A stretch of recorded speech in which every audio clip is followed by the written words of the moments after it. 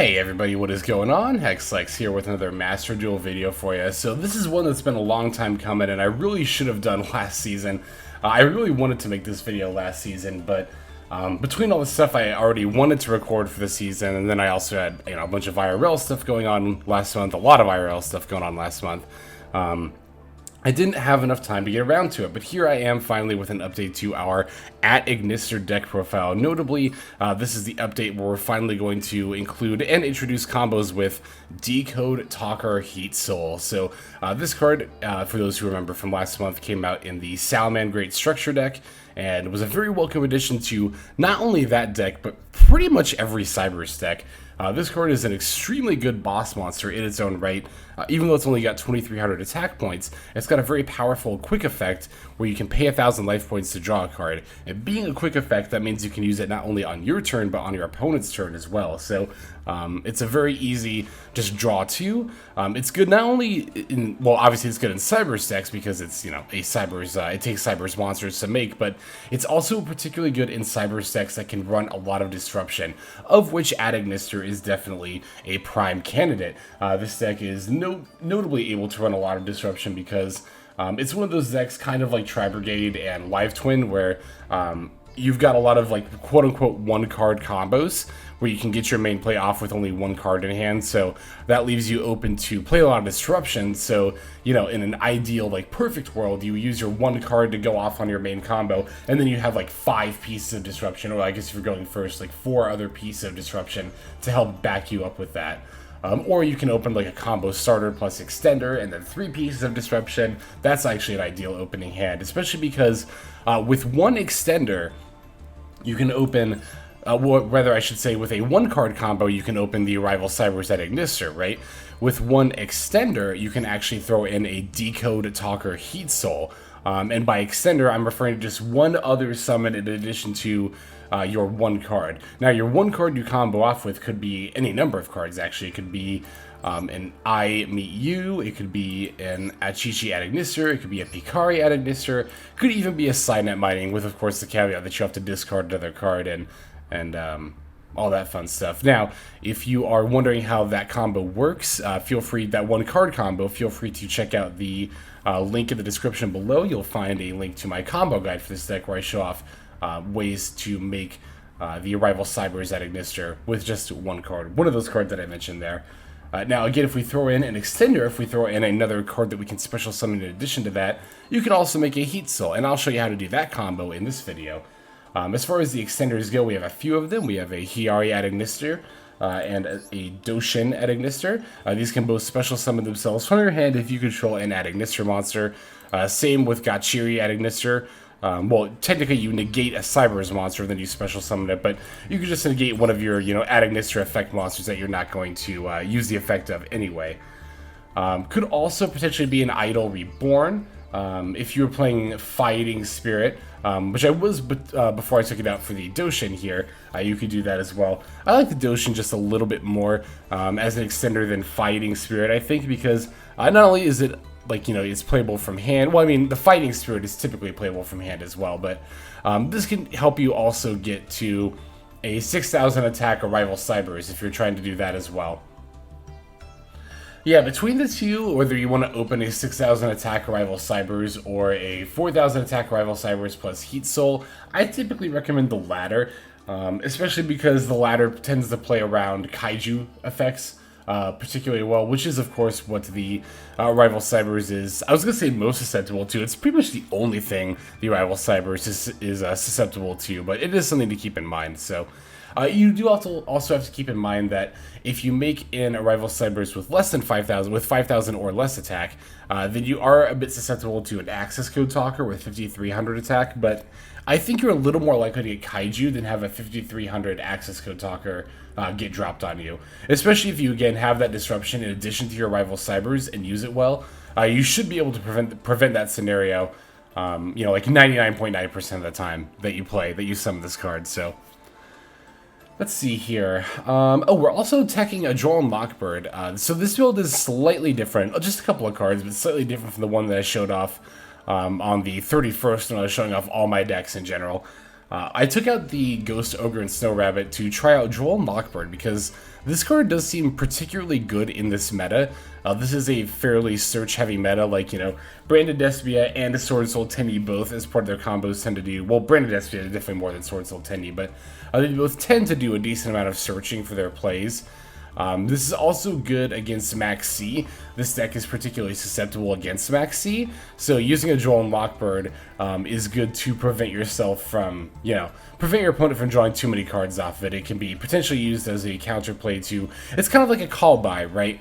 Where it's more often, I guess, used as a proactive threat against your opponent, but can also be used as hand trap insurance, but again, specifically against Maxx. I guess it's more similar to Ash Blossom in that way, but in any case, yeah, this is the list here. Extra deck is still the same, except obviously we included Decode Talker, Heat Soul. From before, like, you would just take out the, I don't even remember what it's called, the Fire Phoenix Ignister Link monster. That was only ever in there to be a fire attribute, so we could search the Achichi with I Meet You, but now we have Heat Soul, so we don't need that anymore. So you can just take that out for the Heat Soul. Alright, that's about everything I want to talk about the list there. Let's go ahead and break it down card by card, and then get to some gameplay. We are playing 2 Effect Veiler, 1 Droll and Lockbird, 1 Hiyari Ignister, 1 Doshin Ignister, 3 Maxx, 3 Achichi Ignister, 3 Ash Blossom and Joyous Spring, 1 Bururu Ignister, 1 Pikari Ignister, 1 Doyon Ignister, 1 Danmari Ignister, 1 Gatchiri Ignister, 1 Nibiru the Primal Being, 1 Harpie's Feather Duster, 3 Cynet Mining, 3 I Meet You, 2 Ignister Island, 2 Called by the Grave, 1 Crossout Designator, 1 A.I.dle Reborn, 2 Forbidden Droplet, and then 3 Infinite Impermanence. Extra deck is going to have 1 Wind Pegasus Ignister, 1 Light Dragon Ignister, 1 Link Spider, 1 Linguriboh, 2 Dark Infant Ignister, 1 Cybrse Wicckid, 1 Update Jammer, 2 Splash Mage, 1 Transcode Talker, 1 Dark Templar Ignister, 1 Decode Talker Heat Soul, 1 Accesscode Talker, and then finally 1 the Arrival Cybrse Ignister. Alright, so that's going to go ahead and do it for the deck. Let's go and take a look at some gameplay. Alright, so this first game here is going to be against Branded Despia, and this game is going to be one where you show off kind of a textbook way of adding, making the Arrival Cybrse plus Decode Talker Heat Soul. Normally, I like to save walking through the whole turn 1 combo for the combo guide, but I'll talk through it a little bit with this line just so I make sure that we have a clear established how we did it with this hand. So, again, just to kind of recap, if you want to make a 4,000 attack Arrival Cybrse plus Decode Talker Heat Soul on turn 1, you need one of your 1-card combo starters, which again can be Achichi Ignister, Pikari Ignister, I Meet You, or Cynet Mining. And then you'll also need an extender. We have a Cynet Mining to search one of our extenders here. So we are more than capable of doing the combo with this hand. I'm going to lead by summoning the Achichi here, adding the Pikari. Then we'll send the Achichi to summon the Link 1 Dark Infant. That card's effect is going to allow us to add the Ignister Island from deck to hand. Ignister Island being the main combo piece that's going to allow us to summon all of our add Ignister monsters from hand. I'll activate the Island. Effect will allow us to special summon the Pikari that we search from hand. Pikari will search I Meet You, which I will then activate in order to reveal the Dark Templar, adding the Doyon Ignister to our hand. Now we can link away for Cybrse Wicckid. Once again, our main monster zones are empty, so we can now special summon a level 4 lower Ignister to one of our zones. I'll summon the Doyon to one of the zones that Cybrse Wicckid points to, so that way it can add the Bururu. I'll also use the Doyon to add the Achichi back. Now, I technically didn't have to do that with this hand. I could have added something else, but there's no reason not to, but excuse me. You're going to want to add back with Doyon the add Ignister that you normal summoned, so that way you can special summon it with Ignister Island. So that's why I'm adding back the Achichi here. And then, like I said, the Wicckid will add the Bururu Ignister. Now we can link these two into Transcode Talker. Monster zones are once again free. We will use the Island. Oh, first we'll add back the I Meet You with the Doyon second effect. Not necessary to the combo because we already activated I Meet You this turn, but no reason not to gain the advantage. But in any case, now our main monster zones are empty. We can special the Bururu Ignister with the Ignister Island. It doesn't really matter what you send here. Normally I would just send the Danmari, but we opened it, so I just decided to send the Gatchiri instead.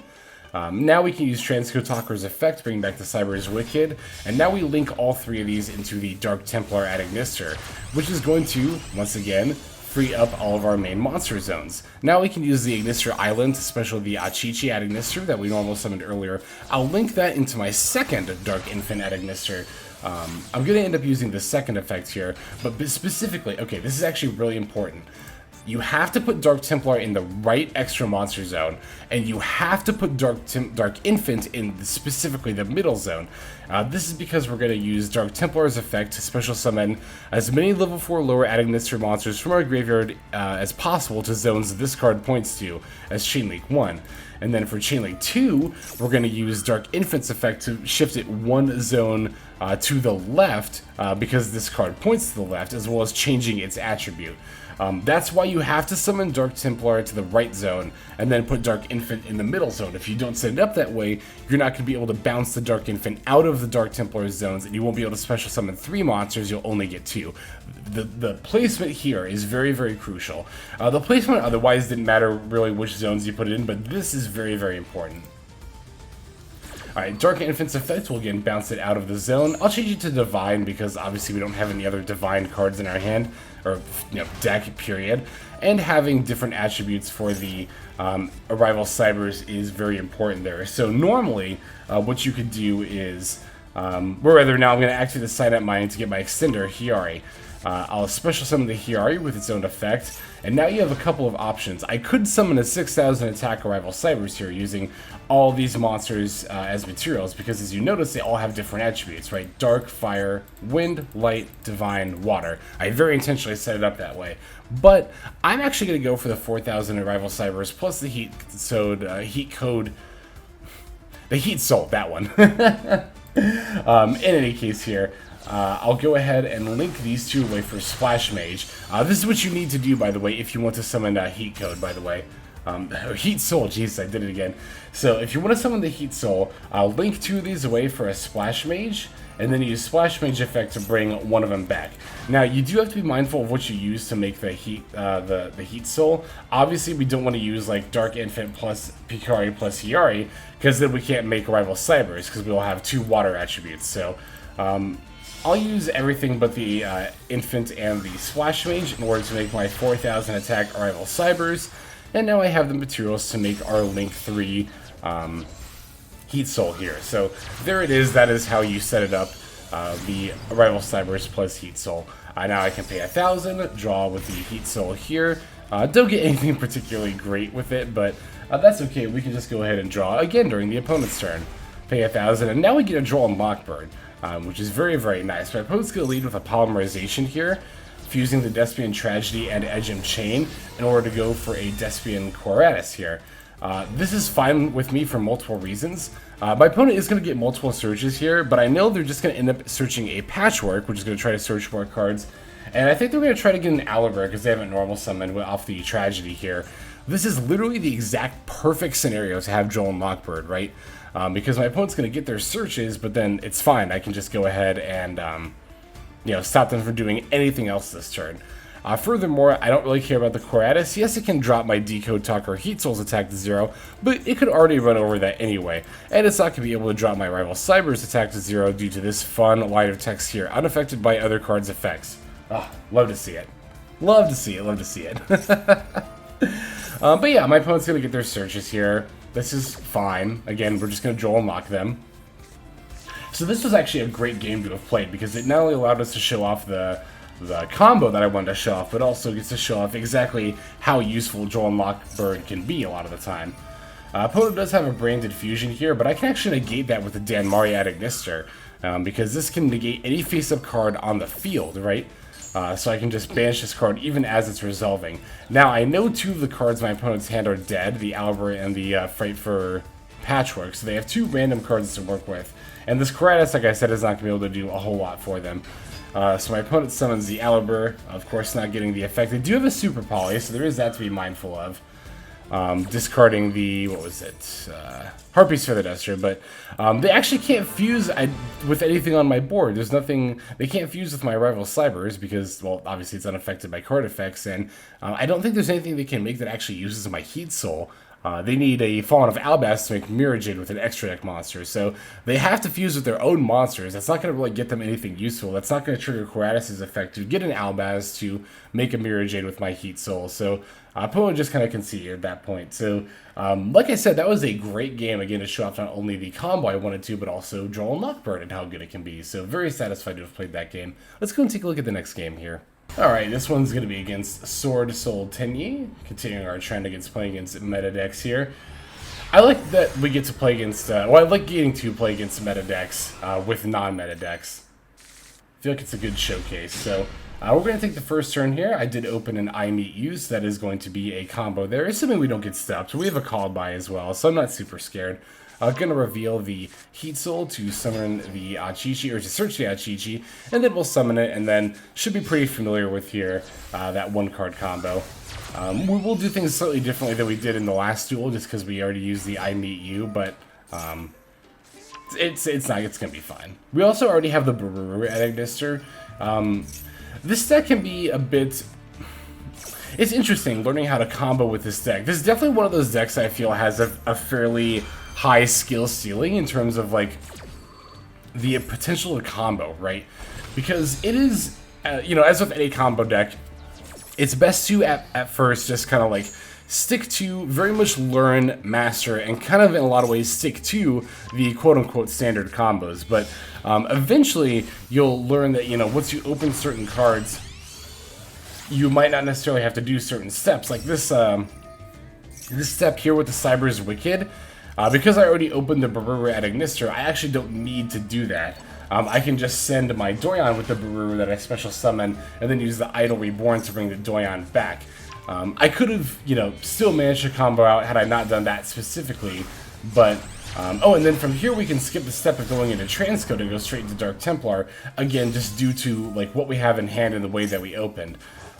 So this is kind of like what I think is fun about combo decks like at Ignister, but especially at Ignister, is that once you like once you know the deck well enough, you can look at your hand, look at what you opened, and then like from there figure out like what steps you can skip, and all that fun stuff. Now my opponent has an Infinite Impermanence here, which is really, really annoying. And by the way, I've talked about this in the past, choke points against at Ignister.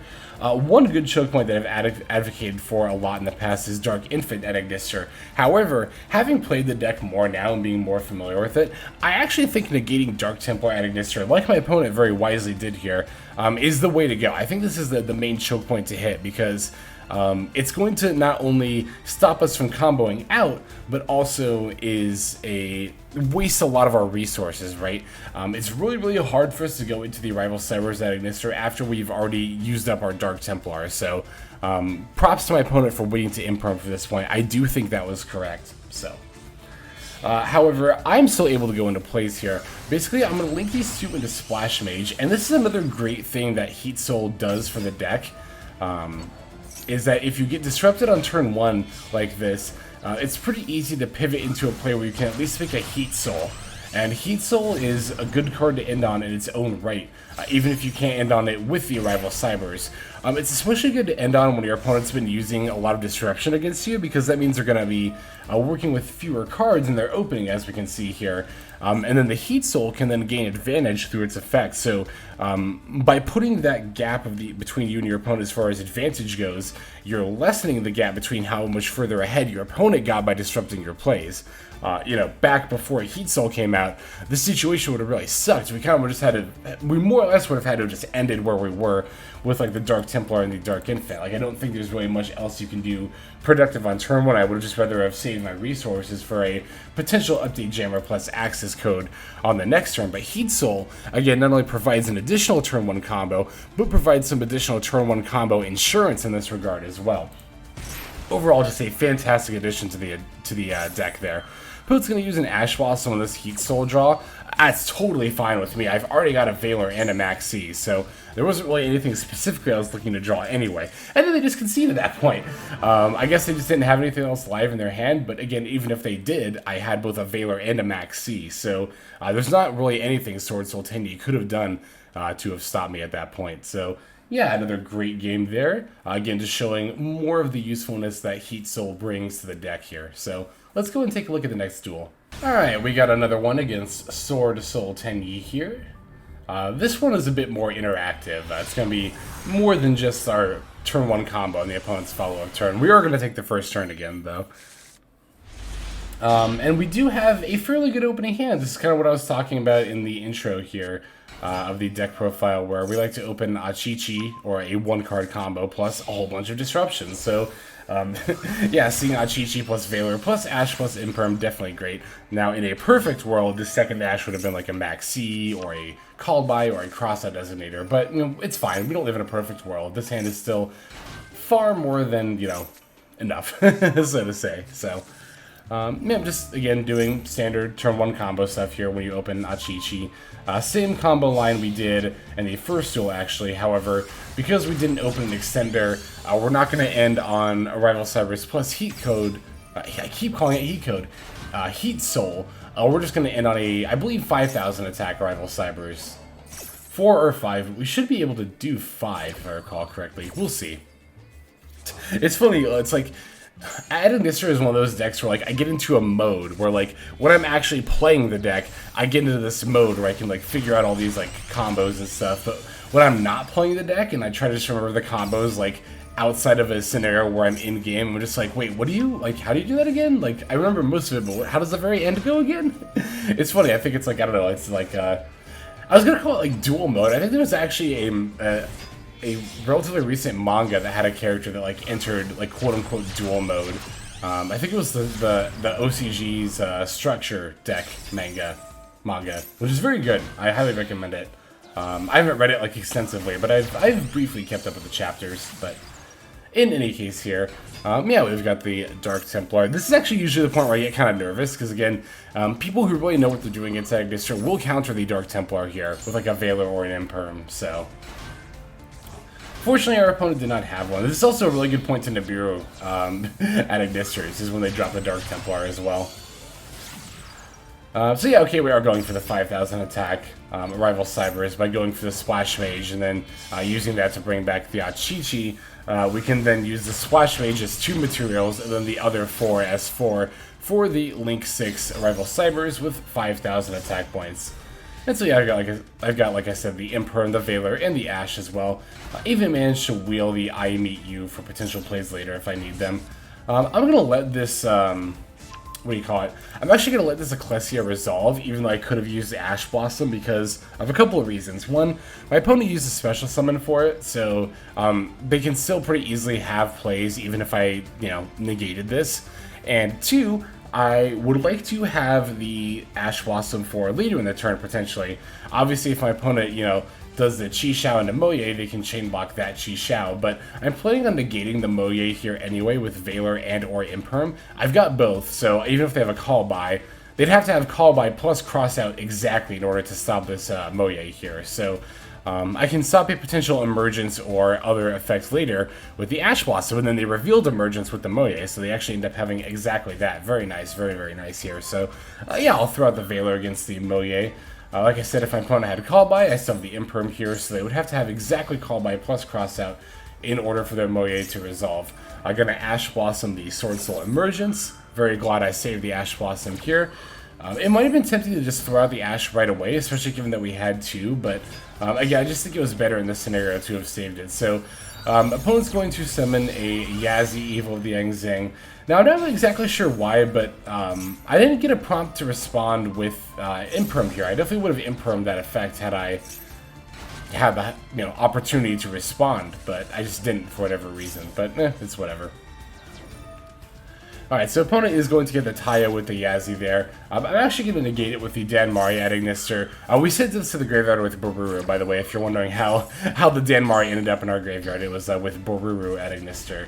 Opponent then sets 3 back rows and passes. So the first thing I think I'm going to do here is use the Arrival Cybrse effect to pop the Taya to turn off our opponent's Swordsoul Blackout, which I imagine it's relatively likely they have face down there. Now I'll activate an I Meet You, and basically my goal here is to go for Accesscode Talker and start popping these back rows. Opponent's got an Imperm for the Achichi, which is a little annoying, but fine, not that big of a deal. I can just use Splash Mage to bring something back and continue plays from there.